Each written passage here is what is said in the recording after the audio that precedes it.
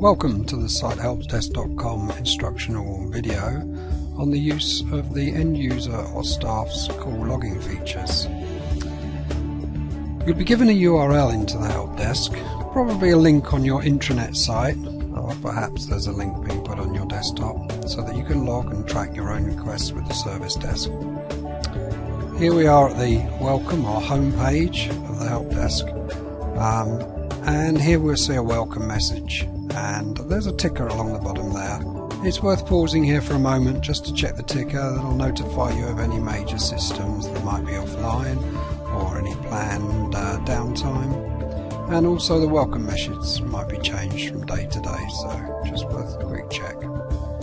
Now the colours, the fonts, the terminology, and even that logo that you see up here will all be specific to your own company. They might be at the default as we're looking here, but they could possibly be changed. If you want to log a request with your service desk, then we can click on the new call menu option, and here we've got a screen. Now there might be some more fields here, and some of the fields that we're seeing here might not actually appear on your particular system because it can all be configured for your own installation. But I'll run you around what we think is pretty much the typical setup. Here we've got a template. Now a template is a pre-designed form for you so that you don't have to worry about filling in all the details. So a very quick way of logging common recurring requests that you might have with your service desk. These can be set up by the service desk and will possibly grow over time. If there are no templates, then simply the template option just won't appear. The user or staff name, this should be you who's just currently logged in. Now that by default can be set up so that it will tell you who you are. It can recognise from your Windows login. Other possibilities are that it'll be free format and you'll type your name, or there'll be a drop down selection, but most commonly it'll tell you who you are, and there'll be a site and a department and your phone number, your mobile, internal phone number, whatever's used by your organisation. Now you can change those. If you're currently in a different site, then you're quite welcome to change where you are today so that they'll know exactly where you are to provide the correct type of support.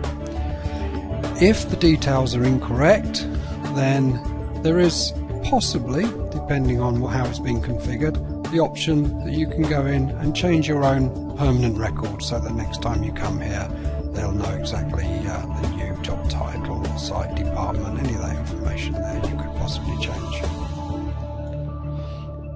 If we proceed and log this request, quite often you'll be asked for the type of request that it is. This helps the service desk with the analysis and reporting on calls, but it also is useful for them to deciding on the priority for doing things and who will be responsible for dealing with them.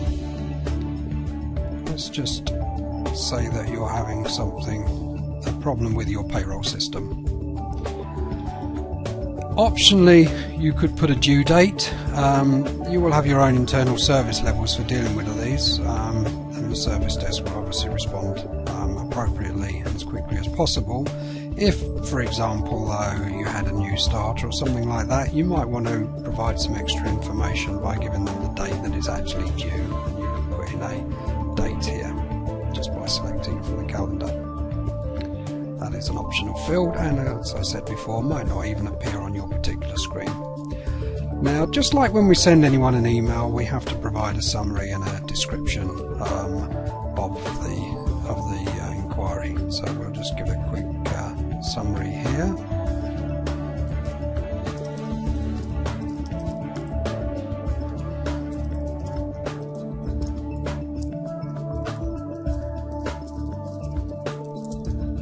We'll just provide a little bit of information about what our particular problem is. There's a spell check system that we can run through if we're concerned about that. No spelling errors here. And we can go straight ahead and log that request. Now you'll be given a reference number immediately. Depending on the setup, you might also receive an email. And optionally you could add an attachment. If you had a screenshot or something, then you could browse your network, find a particular image or screenshot, Word document, Excel spreadsheet, and so on, and attach that here. So that's the basics for logging a new call. Now the service desk will have received that immediately and hopefully start work on it straight away as well. You can always get back and see your call history here. So here's the call we just logged, and if we scroll down we can see what's happening there as the service desk adds events. There'll be more information here. And optionally you might be given some buttons where you can add some of your own comments, even close your call if you've worked out the solution, and here we can see the attachment that we added. So that can be very useful for you 24/7 to be able to log your own requests and track your own requests as well, so that you haven't got to try and track anyone down in the support service directly and leave them to get on with their own jobs and prioritise their work accordingly. Now there's a few more options on the page that we didn't explore.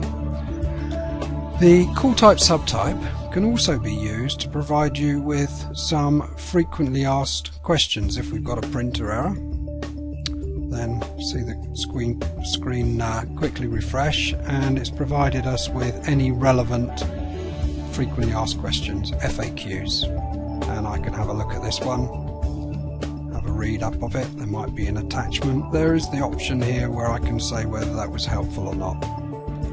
That can be useful for the support site to know how good that FAQ is, whether it needs rewording, whether it was irrelevant.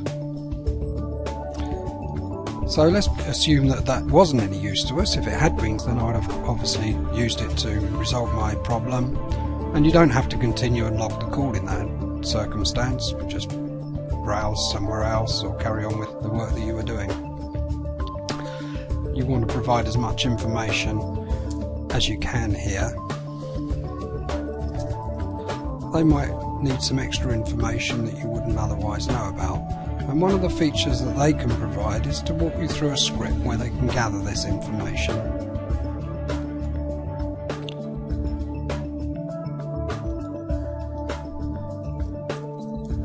So if you complete that for them, then rather than them troubling you with all that information as soon as you log the call, they've got everything they need straight away and can crack on and do the job.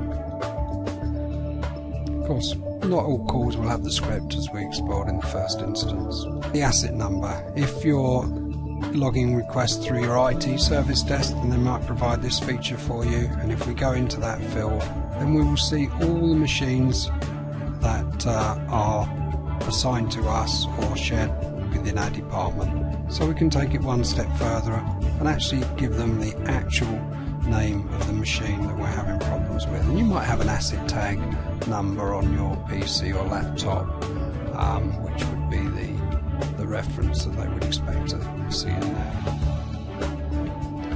Other options here, you can do a direct frequently asked question. Maybe you're about to log a call and you're aware there would be an FAQ on it, then you can go and do a search on any text that might be available in the question or answer there. You might also be given some links to various reports or documents. It's just a little website for that particular department service desk. And of course you might be given a feedback form. Now the idea of the feedback form is it's not a method for you to make a request that you would use the new call page for, but if you wanted to sing the praises or make some comment about the service, then that will go straight to a nominated administrator of the help desk, not the person who normally handles the first line calls, but somebody nominated as an administrator to deal with your feedback, be it a complaint or suggestion or some praise. So that's the basis for logging and tracking your own calls through the Site Help Desk service desk. I hope that's been useful to you.